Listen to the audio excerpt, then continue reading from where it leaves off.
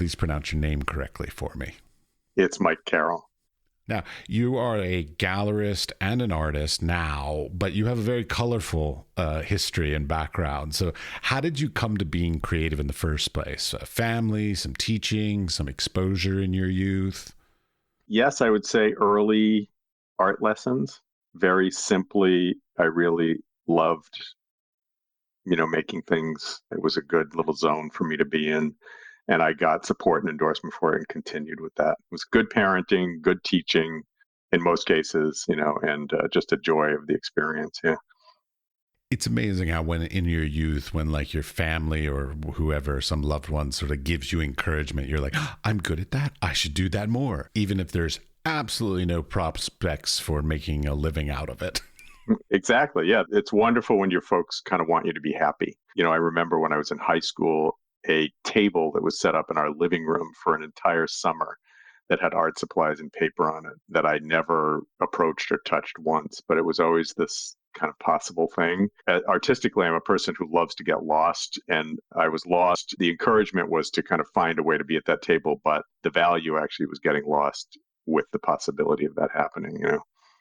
When you say get lost, what is that? Like lost in your mind or lost in the process? Big procrastinator, fantasizer, big kind of wanderer. That can be detrimental, but also I've come to understand in the studio that that's a very valuable way for me to move forward. It's part of how I do things, and I've got to let that happen from time to time. I've got to sort of zone out.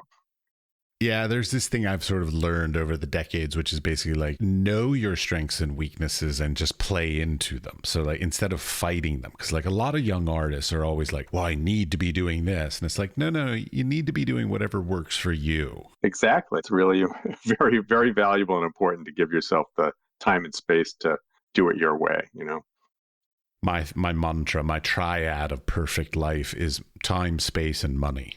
If I could find a way to have all three of those things in my artistic career, I would be so happy. Isn't it? Yeah. And then what we end up doing about that is sort of walking between the three all the time. It's never in balance. Generally, two of them are doing well and the other one's horrible. Like that, That's my life. That's the way life is. That's the way things are. Yeah. Now, I saw you worked in music and performing arts. Is that correct? I never really thought about this or even understood it until a number of years ago when this really wonderful person, her name is Leah Triplett Harrington, who's a curator now in Boston, but she was writing for a publication that I think it was called Big Red and Shiny, interviewed me for something. They were doing some research for a show that they were doing about the Boston School, which was this really vibrant moment in Boston's history. And I was part of that. And she just asked me these questions. And I was like, well, I don't know what, I have no idea why I did what I did or how and when it happened or anything. But in answering the questions, I kind of learned a little bit of personal history, which was that, I was in Boston. I was a student. I was, as we were saying before, I'm a certain age. So I was a young punk rocker. I lived basically in costume, and I went to hear really fantastic music in Boston. Boston did have a really good moment in punk rock music, and I was lucky to see a lot of great bands, and I kind of knew some of the players and things like that. And so our thing was like, well, our friend is playing music. We love our friend. Our other friend makes stuff. Let's put it on the wall while the music's playing.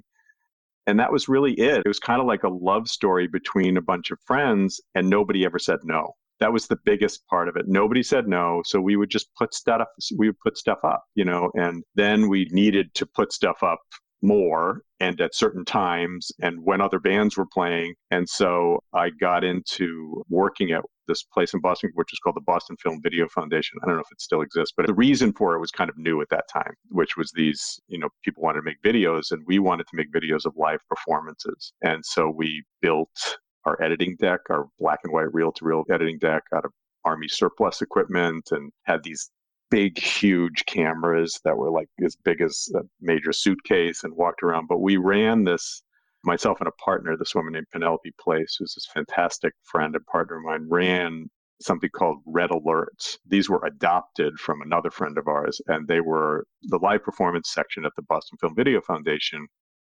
And we videotaped them and recorded them and had these, really wonderful performances. It was kind of just this very basic thing about like, let's not forget this. Let's keep it. We had no idea what we would do with it. The red alerts at that time, before any sort of equipment that we have in our lives these days, were run by this woman named Kathy Izzo, and she really understood how to communicate with people with newspapers, and so she would have these things, and she would say, tonight outside of Boston at this place in this basement of this club, there's going to be this band at this time, and it's a red alert. You have to be there, red alert. So it's sort of like pre-rave stuff, and people would come, and so we took those red alerts and made them happen at the Boston Film Video Foundation, which then had condos going up above it and could no longer have music or bands. So we needed to find a space to do that, because we didn't know that we didn't need to do that. We didn't know that we could stop. We were just like, okay, now we need to do it somewhere else. And we had an interesting trip on that. Like, we actually went to the first space we looked at through Boston Film Video Foundation was the sub-basement of their building, which was near Mass Ave. It was on Hemingway Street in Boston. And it was this crazy space that was really interesting. Just as a total side note, anecdotal side note, we went down, so it's 2 floors below the street, and it was an old bowling alley, come to find out, which was creepy. There was no electricity. We had to take huge cords down with floodlights on them. There was a bowling floor that had water under it, and in a sub-basement of a city, there was quite a bit of life under the floors, let's put it that way. It was like entirely visceral and really creepy to be there. But after it had been the bowling alley, it had been something called the Hemingway Hippodrome, I think. And it was a little nightclub. I don't know if it was legal or anything, but these people had taken tin cans and pounded holes in the bottom of them with screwdrivers and taped them over light bulbs. And then they would just kind of literally turn the lights on and off and have like psychedelic lights and music. And we found Velvet Underground lyric sheets in the refrigerator of the place. All these really interesting set of archaeological things. But we ended up opening our first gallery in another neighborhood there, and it was called the 11th Hour. And we continued to put up visual art by people we knew and liked their work, and then also had live performances and music there for as long as we could. We were also upstairs from another gallery there called Gallery East, which was very focused on punk rock music as well. So it was pretty lively for a while. It was really fun adventure. We were physically entirely uncomfortable, all the time. We had no heat, weekends or evenings. We slept like in a pile on the floor in the middle of the gallery at night. We'd pull our futons together and just sleep together to be warm. And we burned every stick of furniture we ever could find in the office fireplace. But we had these great things happen. It was a lot of fun. And I was really pretty hooked on it all right away. The idea of presenting and representing and sort of articulating what people were making and what we were all talking about together, It's a great time in our lives in that youth. Like, I was part of the DC sort of hardcore straight edge scene in the same way. And when I was in school at the Corcoran in the DC area, I actually was a roadie touring around with rock and roll bands on weekends. So like, I know this lifestyle. Unfortunately, mine was a bit more decadent. We were more cocaine, heroin, partying kind of people, but still sleeping in questionable places, being arrested for questionable things, all kinds of fun stuff. But like, oh yeah, it's amazing what your body can get away with, what your mind can get away with in your youth, because my God, I am so spoiled and bougie in my old age. I mean, even down to my art supplies. Like, I would use cheap art supplies back then, and now I'm like, no, I need nice art supplies. Yeah, I mean, that's another subject, but I had the same experience. We were really experimenting with lifestyle and drugs, and the music so much agreed with it at that time. It was like, we just were like, okay, we're going to find out how big the room is by throwing ourselves against the wall until we get hurt, or happy, happy or hurt, whatever. We sort of felt the same because, at that age, there's a sort of after the 70s, there was sort of this ambivalence and this kind of cool factor and this sort of subscription to anarchy. And, feeling anything was as good as feeling good or bad, or, it was just any sort of sensation was enlivening in one way or another, So we were definitely doing that. And a lot of people dropped out along the way. A lot of people dropped by the wayside for sure. It was the same thing with me. I got really involved in drugs at one point. There was an orbit out of orbit for a number of years. I don't know if you need it or not, but it allowed us as a group at that time to just take chances we may not have taken if we had reasonable foresight. Let's put it that way. I know. I mean, I feel like it's like this rite of passage that every, I'll call it even just creative people. So it doesn't have to be like visual artists. They all think like, oh, I can run a gallery also. And so they're like, yes, I'm going to do that. I mean, I ran my fair share of what I thought were, good quality galleries. And boy, they were crap looking back on them. But man, the community that it built, the experiences that we had, I mean, they were, seminal sort of changes and things. I mean, even like the one thing that I've come up with through doing this podcast in hindsight, looking back over my career, is the one thing I really, really know a lot about is what I'm not good at. Yeah. Well, that's a human right, actually finding that out. And I think it's really important to. Yeah. I haven't found out what I am good at other than teaching. I think I'm a good teacher. My students seem to enjoy me, but that's about it. But other than that, like, I have a wealth of experiences that I failed miserably at and should never do again. But yeah, that's why we need our people. I think individuals are possibly the least qualified to examine their own progress and mistakes, where everyone else will say, hey, that's fine. I did it too. Really cool. No problem. I understand that a lot, but I think also the value of that, like in retrospect, is, life can knock the crap out of you. What I mean by that is that, there are terrible tragedies that people face, physical and, sort of violent tragedies.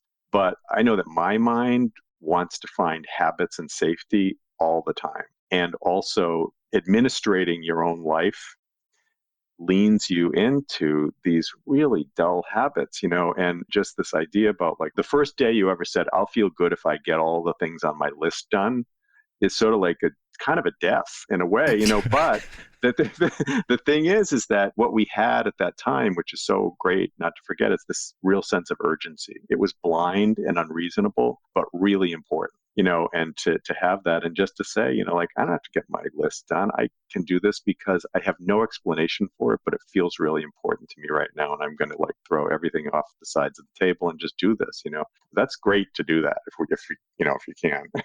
What is it about getting older? I mean, because like in some ways, like I keep telling people, I'm like, oh yeah, I've gotten more patient in my old age. Like I'm much more like, oh, okay, I'll get to that. Mm-hmm. That'll come. Whereas in my youth, I was like, God damn it, I need to do that today. Like I had an artistic idea and I need to go to the store and buy everything I need to do. And I need to get it out of my head and produced now. Whereas these days, like now that I'm nearly 50, I'm sort of sitting there going like, yeah, maybe next month I'll find the money to buy those supplies. And then maybe the month after that, I'll actually like test out some techniques. And like, I'm not sure if it's I'm getting lazy or if I'm getting more like patient. I can't tell which one. Well, you don't want to spend your life being heartbroken about your own aspirations, but I think it's also, this is what I always say this to people. I'm not going to take that personally, but go on. No, I mean, it's everybody has this. And I think it sort of relates back to something you said earlier, which is about buying better equipment, buying better materials, because, I once in a while get to talk to students and, there's this great thing about just like sort of going into a room and throwing crap against the walls, and just everything is an experiment, and it's so valuable and wonderful. But what the unfortunate truth of making things, I think it's true for anything, but what I can talk about is making things, is at some point, whether you like it or not, you're going to have a relationship with mastery and skill. And you can do that from the beginning, or you can do it in the middle, or you can do it at the end. And either way, it's going to be difficult. And there is a level of, I don't think it has to be conformity, but there's certainly a discussion about educating yourself into a position where you don't have to make stupid mistakes twice. The first time you make a painting where you use cheap student paint and all the paint cracks and falls off the canvas after you've placed it somewhere, you're going to not want to do that again. So that sort of means saving a little bit of money to get better materials and learning to be patient. And I think it's also largely true that it's better to be patient and kind than violent and impatient. And so, as you age into your adult life, most people kind of want that. It can be in the middle. It does not have to be those spectrums, but yeah. Yeah. certainly we want to be able to act out, but Well, I mean, there's a certain amount of that because, like, also I've traveled a lot. So, like, I was born and raised in the DC area, but then I moved to Iowa, San Francisco, North Carolina, Ohio, the United Arab Emirates, and now into Prague. And they're like specifically the biggest transition was definitely the United Arab Emirates. But coming to Europe was a very different one because the entire sort of structure of the arts is so different here that, like, for me, I'm like, what the fuck? Because in America, when I was in school, they kept saying, like, okay, so what you do is you produce work, you put it up for exhibition, you sell it, you take that money, you reinvest it, make more. There you go. 100% capitalistic, like all that kind of stuff. Here in Europe, it's very much you come up with a really great idea, you get it funded, and then you produce it, and it has no need to be sold because it's already been paid for by the funding. And so, like, the outcome, I find the outcome, the objects, the craftsmanship is not as masterful and all this many times when it comes through to that way. I feel like the American way of doing it it has to be, impeccably crafted, well thought out, even the concept have to be great because that's the only way to get people to invest in it, basically, or buy into it. Whereas in Europe, I feel like there's much more emphasis on experimentation as products, and I'm like, yeah, but shouldn't you be putting out like the best instead of a test?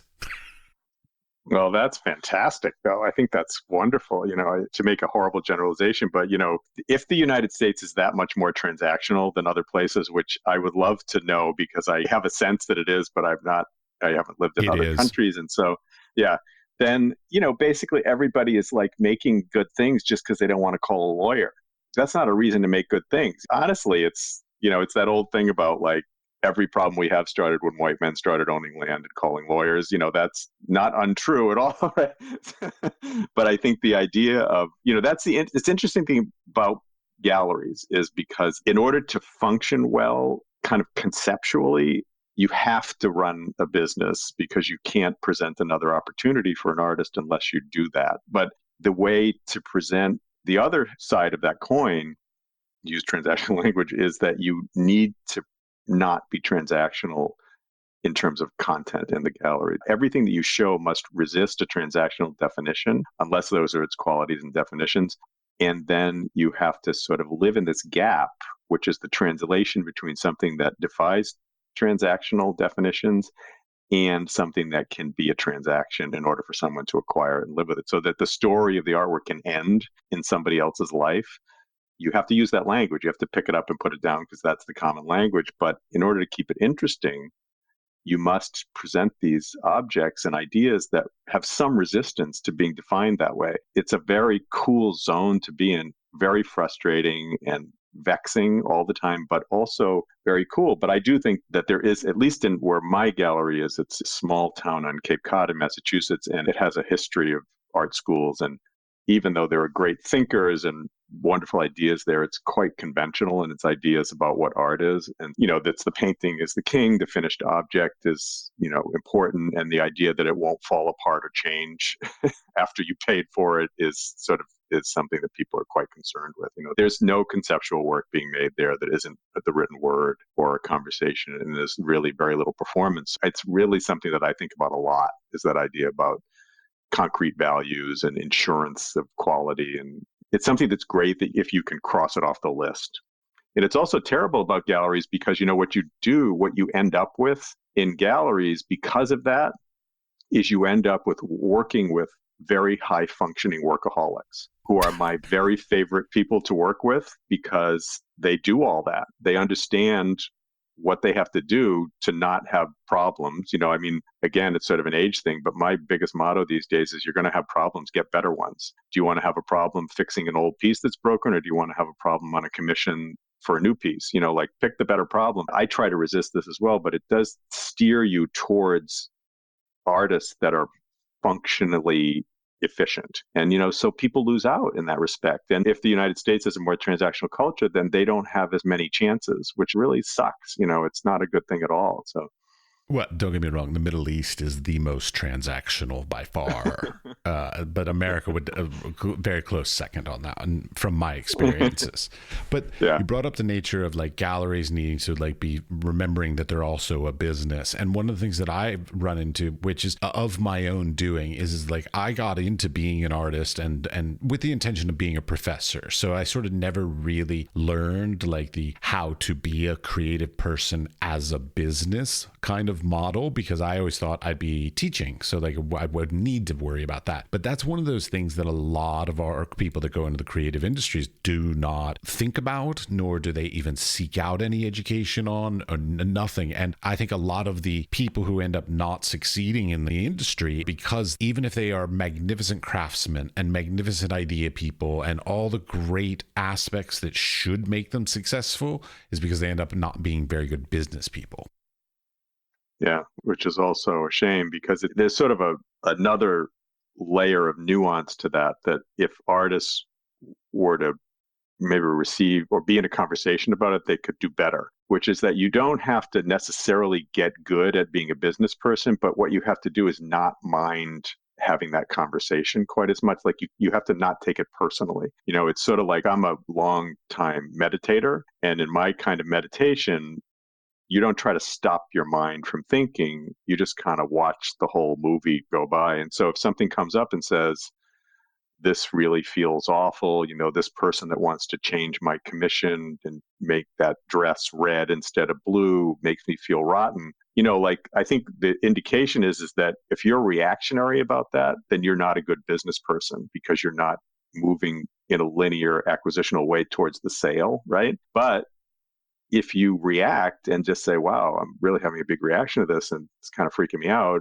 let me think a minute and think about what I want to do about this. That's actually very good business thinking.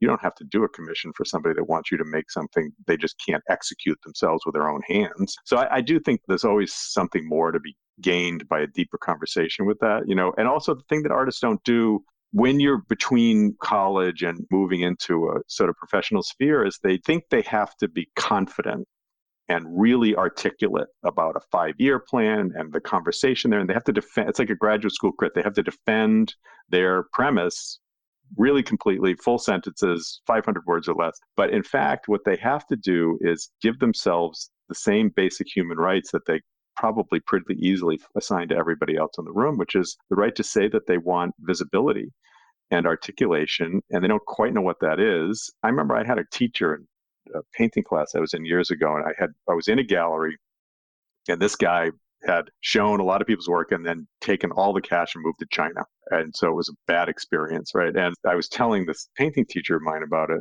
This guy was brilliant and kind of an engineer brain and sort of over the planet most of the time. But he sat down and he just said to me something very simple, which was, do you understand at all that you're the talent in this situation? And that you don't, that they need you to survive. And I was like, and that's a pretty basic, there's a lot more to that than that sentence. But I was like, oh, no, I didn't understand that. I thought I did something wrong because he took my money and left.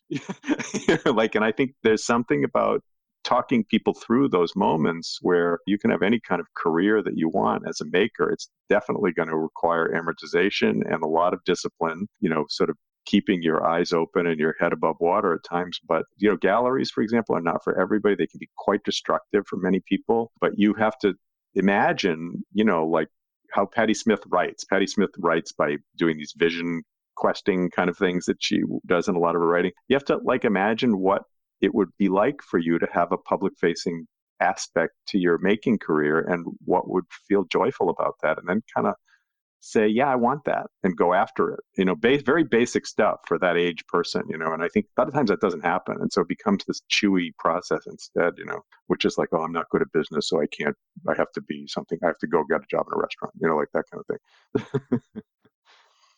Okay, there's no need for artists to go get jobs in restaurants. I hate that. Like, I did. I did too. I'm not saying, but I just hate that that's a cliche that we all end up working as waiters in restaurants and stuff. It's just like, come on. Okay. It's like the term starving artist. I really wish that would leave the vernacular as well. It's just exhausting. Something I noticed about your gallery. So sorry. Change of topic. Something I noticed about your gallery. You have a roster of about 50 artists, which to me seems like a lot. Was that a conscious choice? Did you like choose that number and say, I want to get 50? Or is it just sort of like you started somewhere and it's kind of just grown out of your control?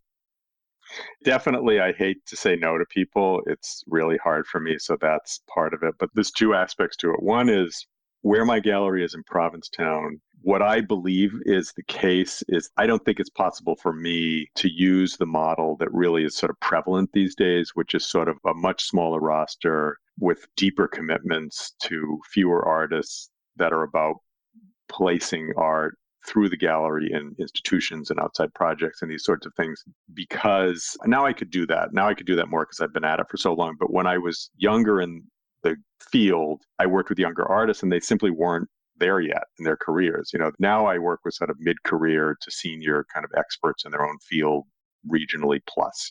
But before that, I couldn't do that work because they weren't making that work that way. I didn't have those connections, et cetera, et cetera. Plus, it's also a store there, which I have learned this kind of the hard way, which is, there's a main street. It's called Commercial Street. It's a very vital, fun place that people love to visit. There's 35 galleries on the street. There's a big visitor population, and it's really amazing because a lot of people that come there are much more interested in what's going on in the galleries as a part of visiting the place than many other people are in many urban centers. It's just it's a very vigorous thing. And so, you're not running a store necessarily, but you can't turn your back on that. So there has to be that. I mean, I've had people come in, for example, I had a young artist several years ago who kind of didn't know that there was something unbeneficial about this. So they had taken an invitation to be in a show in Boston, which is fairly close by to where I am, and didn't tell me about it.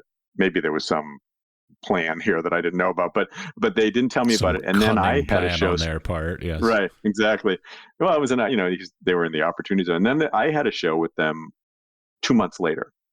And it was really about a month and a half or 2 months later. And I had somebody walk in the gallery and look at a piece of art by this artist. And they said, oh, I saw that in Boston. And it wasn't the same piece of art, but the very similar vernacular thing. And I thought, whoa, I've really failed. Like everything about this is wrong, because the thing that we want is for them to look at the work.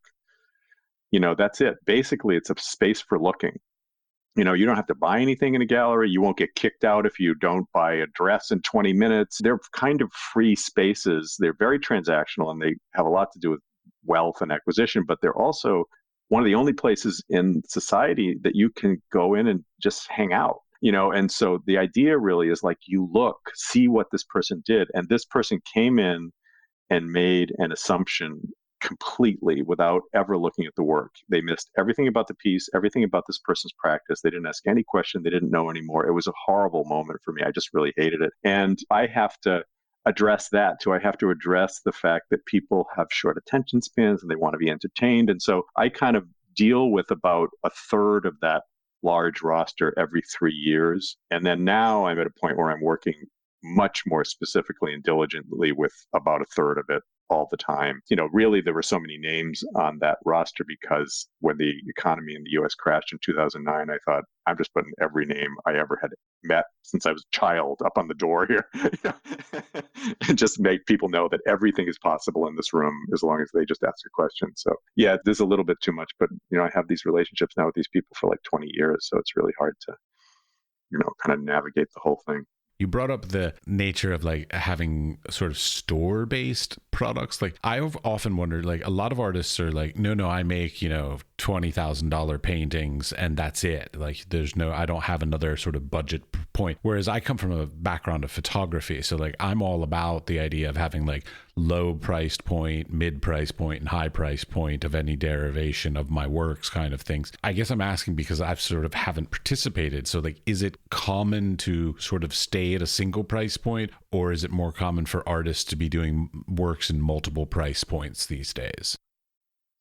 I don't know the answer to that in a blanket way. I think that, I do know that I have a friend who was a photographer who was asked to be a guest artist at Yale, I think a couple of years ago. And touch them. He was very entertaining because he came back and he said, these kids, they all want to make huge color photographs and mount them on aluminum, and they want to charge $7,000 to $10,000, and they haven't even had a show yet, and all this kind of stuff. And he said, I told him they should make small pictures and show them in a pizza place first and really earn it. So there's that kind of thing. I think I love photography, and I love working with photographers just because of what you said, because there's a structure to it. There's an Excel spreadsheet. There's a lot of possibilities. It's really the conversation with people who want to acquire a photograph is all about what's possible. And so that's fantastic. It's not about limitations or anything like that. But I think that's really a question for the artists, which I think, I wish that people would ask artists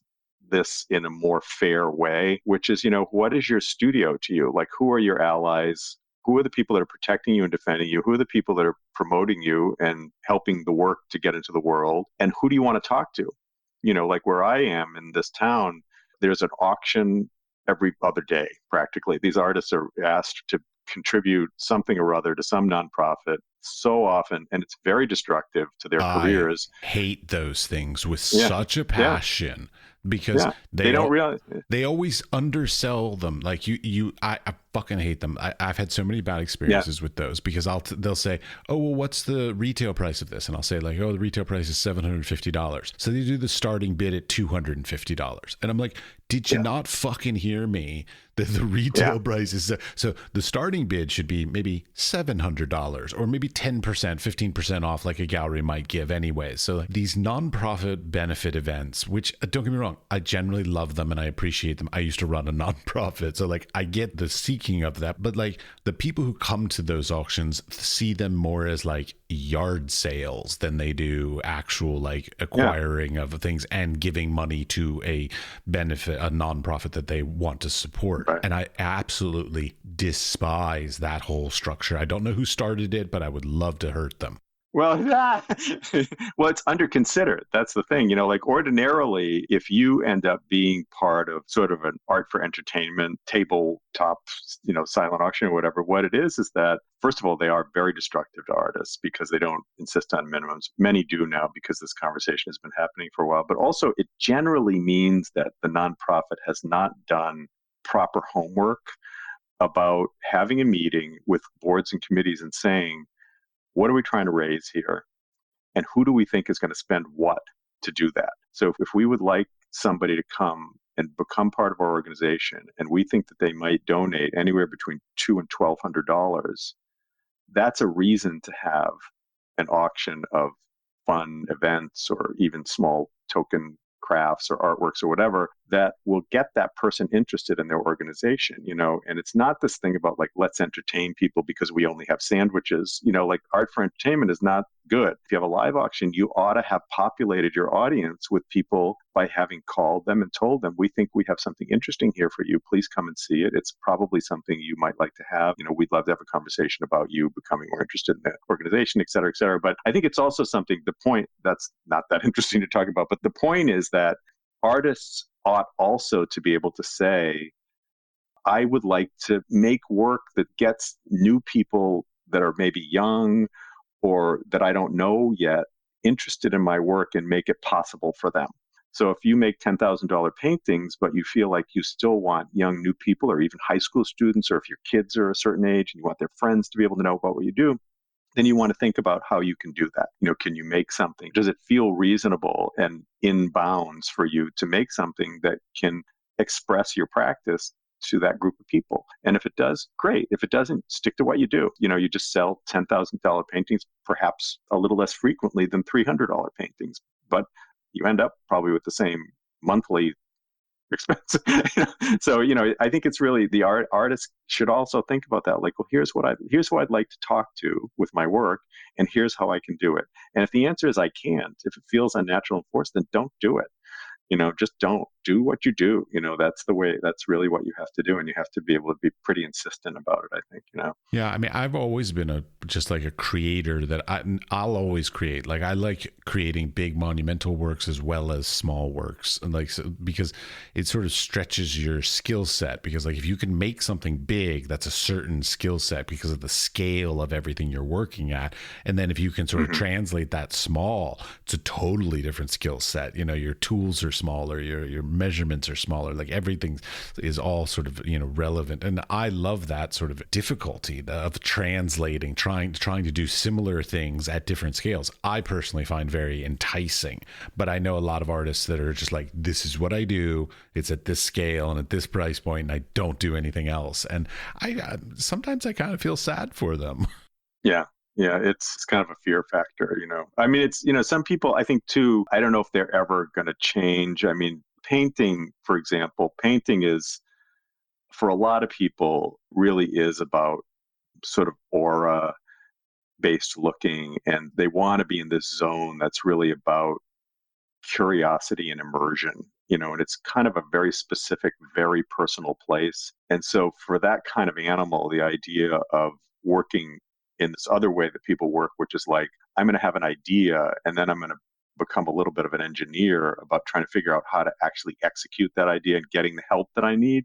They just can't go there, so, but that's the way people work, that's the way a lot of painters produce very large scale museum exhibitions. There's assistants and they're maintaining really good control over the idea and being able to say whether or not they're satisfied with the execution. And that just, some people just can't do that. That's just not their brain, so good for both, good for everyone. They have a conversation with each other. I know I have that in the studio. I will have these ideas and I go in and it's like my brain is left me. I can't remember why I'm there. I don't remember what the idea was. I start to look at this tiny little corner of a painting and I start to just and my world becomes the size of a mouse. Every single time I go in the studio, that happens. So I understand that kind of myopia, very frustrating, but we all make the world together, right? So you get to see beautiful, large scale productions and also tiny little looking moments. It's a whole menu, right? I know. I've had many conversations with both coworkers at universities as well as like practicing artists. I'll be like, you know what? This isn't really what I meant to make, but I love what happened.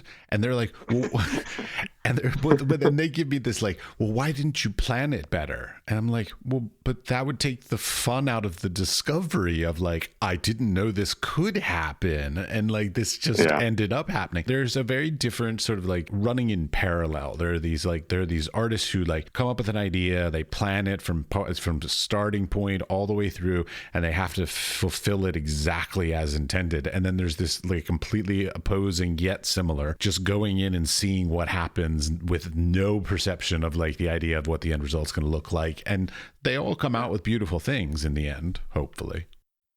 Yeah, it's true. It's the sort of the non-objective painter's plight, right? Let's just see. Yeah.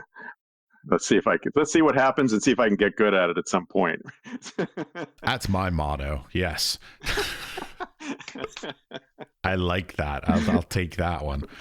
But you brought up the idea of like styles and things like this. And this is something I always wonder about is like, so you are a gallerist. So let's focus on your gallerist side of this. As a gallerist, if an artist comes to you and goes, hey, I've decided to stop doing these things that have been selling really, really well, that I'm known for, that is the thing that people associate me with, and I want to do this completely different thing that has nothing to do with that. How do you deal with that? Well, first of all, my gallery is an outpost gallery, and though I deal with super talented people, the nature of that brick and mortar experience is that I now have very long relationships with collectors and clients and that sort of thing. But, we're not in New York City. We're not running waiting lists for commodities. That's not happening. My job is to continually present and suggest.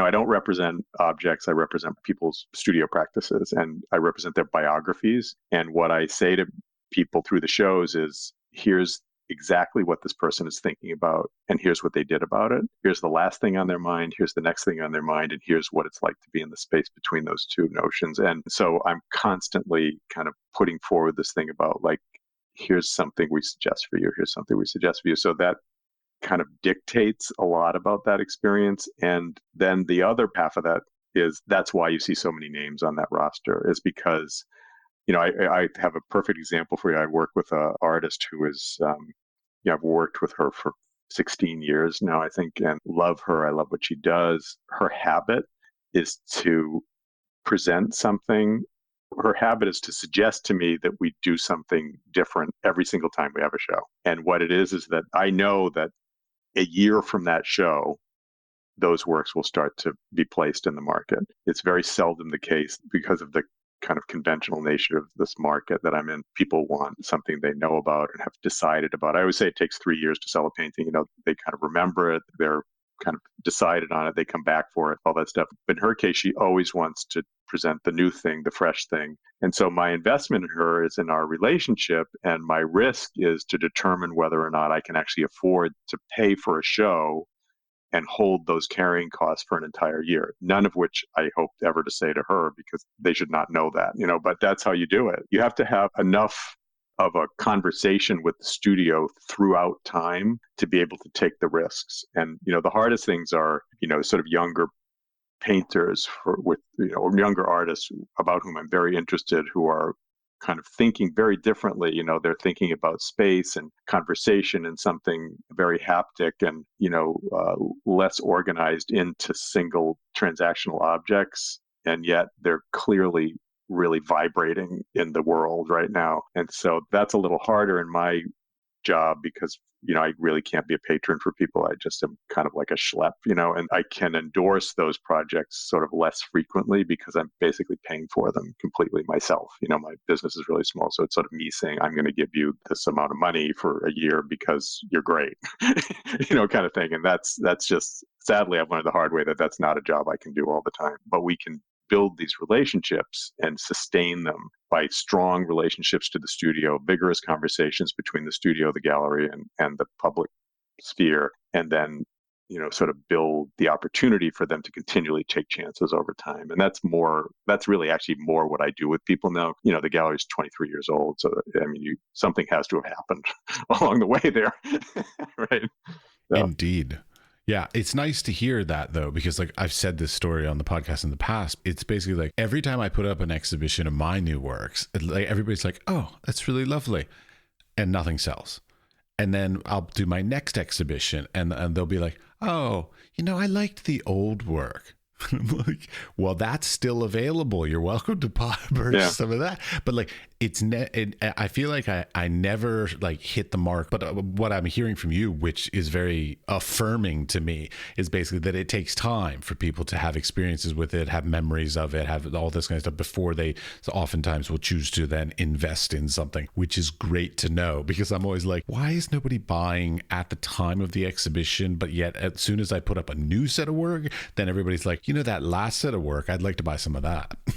Yeah, it happens a lot. But, you can also decide that you're going to shoot to kill for the zeitgeist moment. If you want to include kind of commentary and be a part of a dialogue that's generally got a sort of a meta aspect to it, then you can hit that moment, and you have to do a lot of work around the really deep questions about why people are successful, which is who are you sleeping with and where'd you get your money, that kind of a thing. But the other thing is, the real non-jokey thing is that, I think in most cases, no matter what, people who function like art or like makers, which can happen in any realm, it doesn't have to be in the arts, have decided they've signed a contract. They weren't in the room and they didn't know they did it, but they've signed a contract to become an avatar for people. You are taking chances on their behalf that they don't want to take on their own. They don't feel safe yet. You're deciding to pick up visual aspects and conversational points and ideas from society in general that are challenging possibly, or, you're clearing the field for them. And it's uncomfortable. You literally are jumping off the cliff and landing and then saying, hey, it's safe down here, and that is that time between shows right there, and it's really wonderful, and people ought to pat themselves on the back for doing it. But I think that can account for that period of time where if somebody goes to a gallery and they feel a little undone by a piece of work and they have questions, but they can't even really articulate what the questions are, that piece of art is really probably succeeding very well right then, and if it continues to resonate with the person who looked at it and becomes a part of their memory system and is activated by other moments in their life afterwards to the point where they need to return to it and have a deeper conversation, that's great. That's fantastic. That's really what's going on. It just is, again, as we were talking about earlier, like the onus of responsibility for taking those risks and making that production happen and putting that work out and sitting on the bills for a year is a little tough. So yeah. Yeah, I mean, it's one of those tough things though, because like I've run into this with doing like even like grants and residency applications and all the other sort of things that revolve around the arts world is like, do you chase the thing, the popular, hip, trendy thing, or do you sort of stay true to yourself? Because I'm going to take my own position on this because I don't know anybody else's position. So I've tried to sort of stay to myself. Try to stay true. And in doing so, I miss out on a lot of opportunities because like the grants, the exhibitions, the whatever, oftentimes there's different things that are in and out of favor. And if an artist stays with one thing that they do well, they have to sort of wait until the industry sort of comes back around to an interest in what they do versus trying to stay relevant all the time. And I mean, they both have their merits, and they also both have their difficulties. Yeah, for sure. Yeah, you can only do what you do. I mean, I think I can tell you that from a couple of minor experiments to this effect, if I put 25 of the exact same thing up in the gallery, barring sweet spots in the room and all that kind of stuff, there's usually one of them that becomes people's focus. It has to do with, things being ripe and on time and kind of having this experience of being bodied and present and generative, I guess. I don't know if that's the right word, but people know when they're being tricked or fucked with. Like if you're a person that really needs to talk from this certain place inside yourself and you try to introduce this kind of vernacular that is about trends and current thinking, it's going to feel rotten to people and they will know it and they're going to feel manipulated. And so, you have to be who you are. You have to stay with who you are. I mean, I think that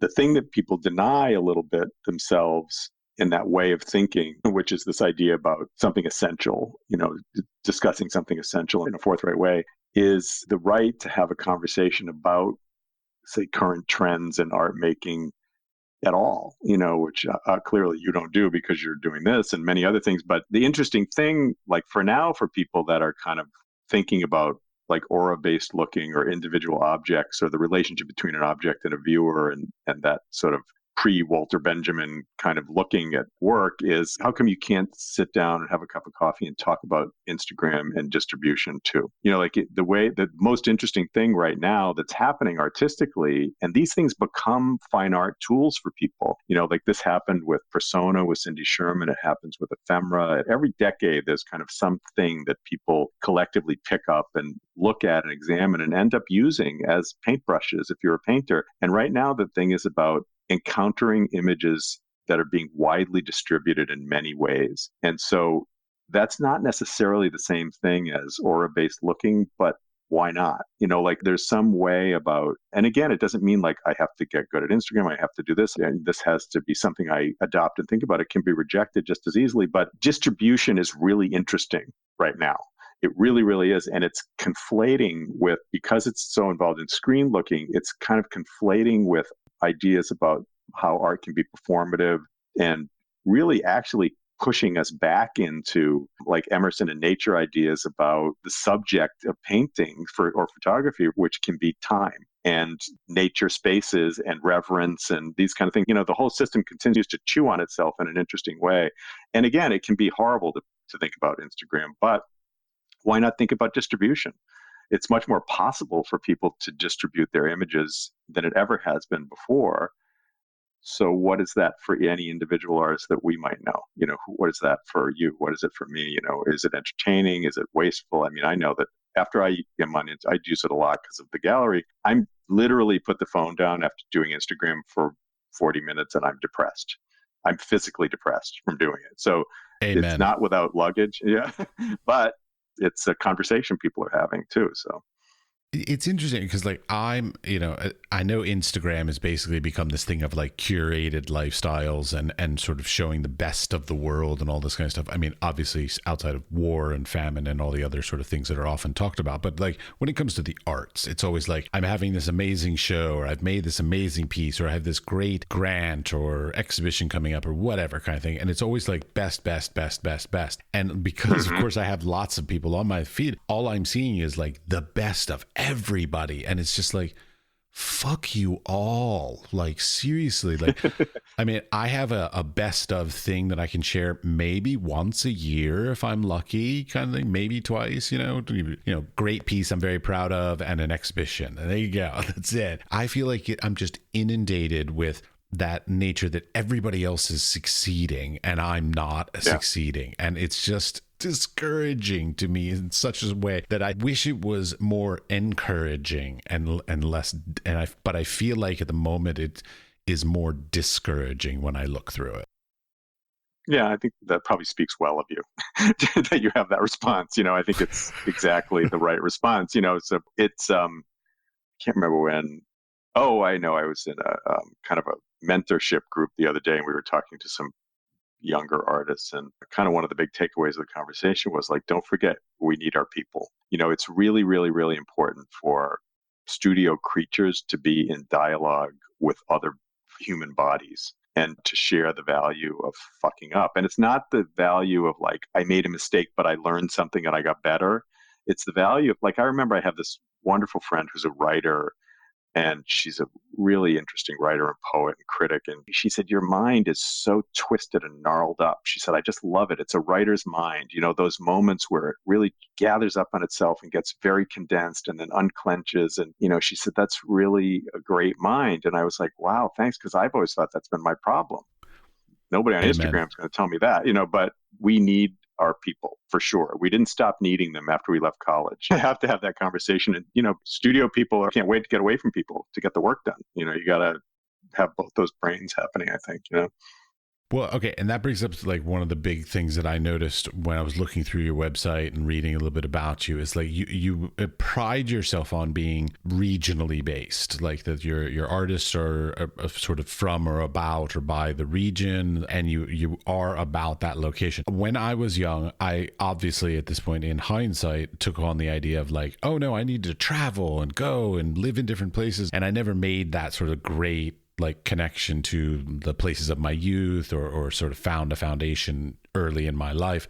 And that has been greatly to my detriment, I believe, in my career. The fact that you said like, okay, we are in this very specific location and we are going to exhibit, sell, and encourage people of this region is one of those things that I've realized now in hindsight is probably one of the strongest things that a lot of artists don't think about. We're all sitting there going like, oh, I want to show in New York, oh, I want to show in London. Everybody's thinking about like the far away exotic locations, but really I find the strength of your artwork sort of has to start from a foundation generally of a community, and then it will grow and expand from there. But oftentimes we try and sort of jump over that. We're like, okay, I'm doing something here in this city, now I want to show in New York, and I'm like, we don't realize that it's a long-term marathon and it has to grow until it reaches New York. You can't jump over all that stuff.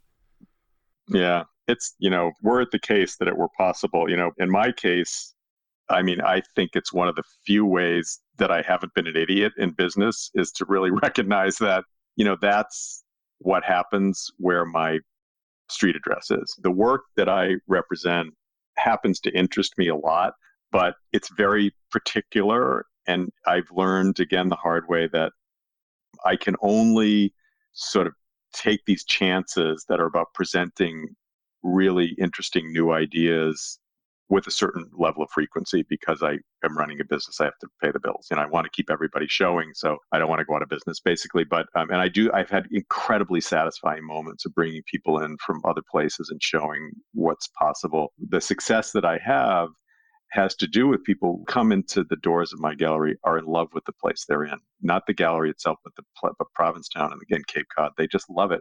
And the work there is really almost always formal work that is made with material responses to elemental circumstances, with some evidence of the process, either evident or remaining, so that the artist is sort of present. And in my case, I hope the sort of moral relativism about finding the picture within the picture is kind of sidebarred, because I find that really irritating. But that's really what people are interested in. They don't always want pictures of the place they're in. It's not that kind of a gallery, but they do. And, the other thing that I really know is that because I've worked with sort of a similar group of people for a long time, it morphs, but very slowly, is that I really understand that my job there, if there's a show there and you're in town and you come to see it 6 times during the show, it should feel fresh and completely different to you every time you walk in the door. And that has to do with really capturing the energy of the dialogue that's happening between studios. It can't be nepotistic. It can't feel clubby. It can't feel exclusive. It has to feel open and possible.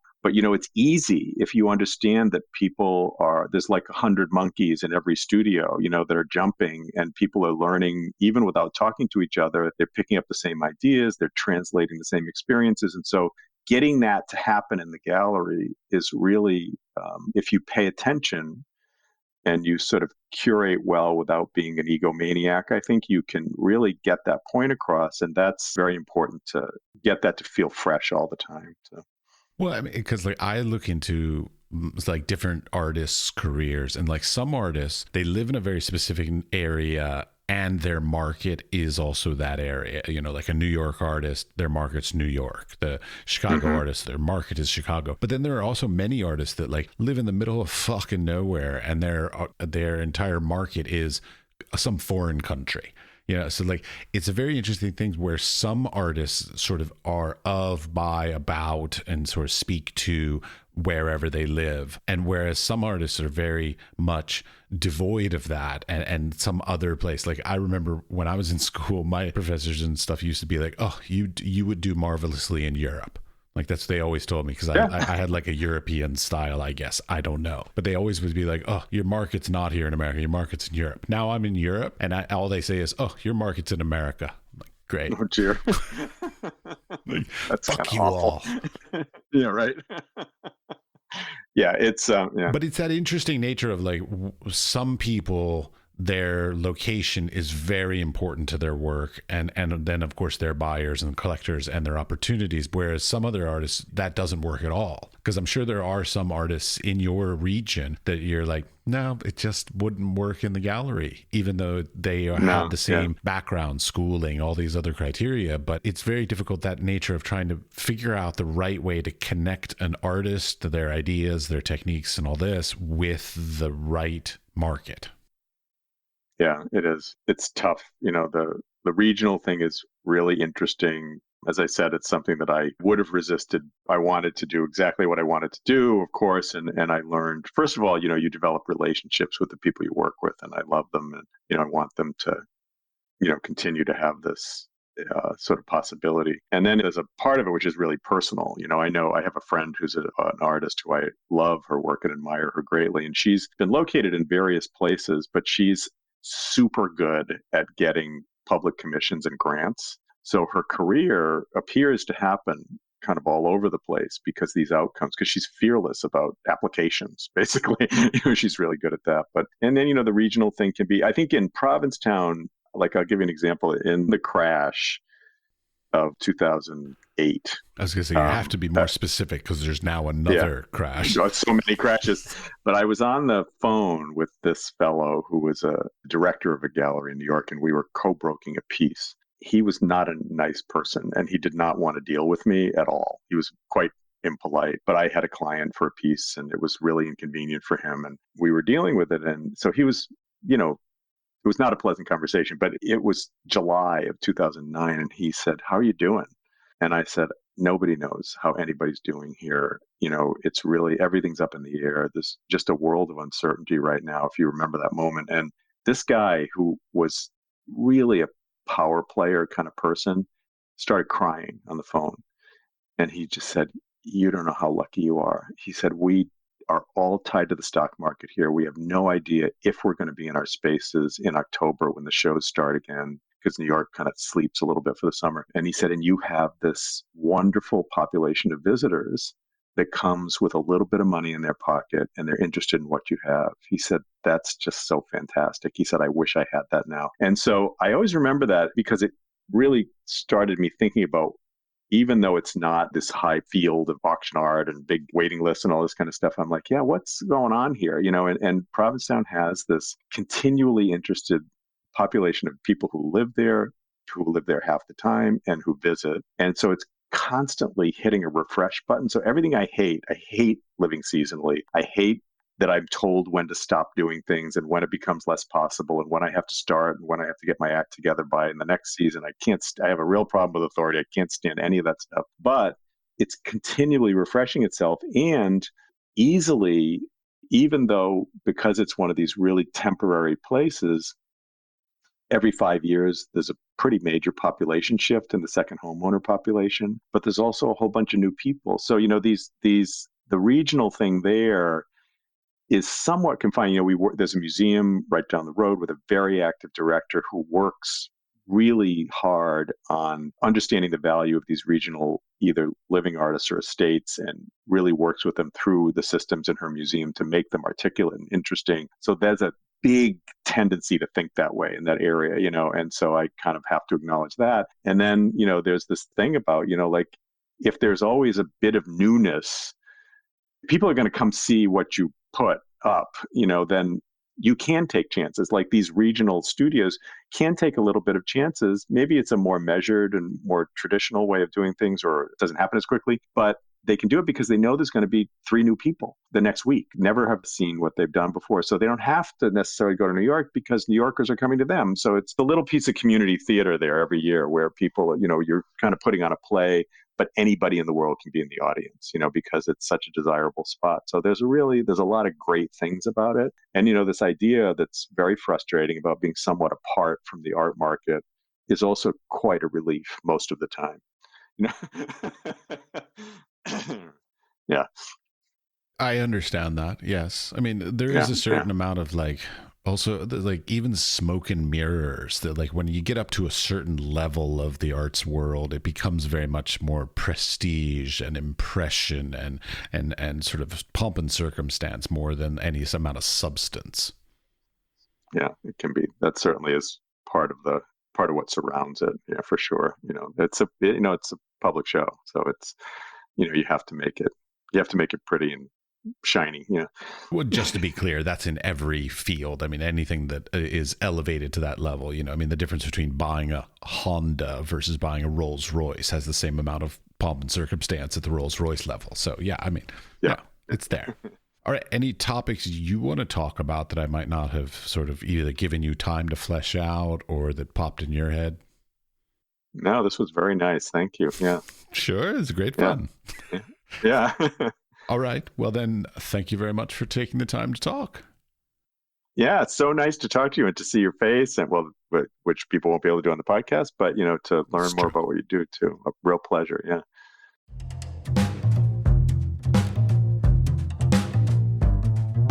Before you go, we would like to thank you for listening all the way to the end of the episode.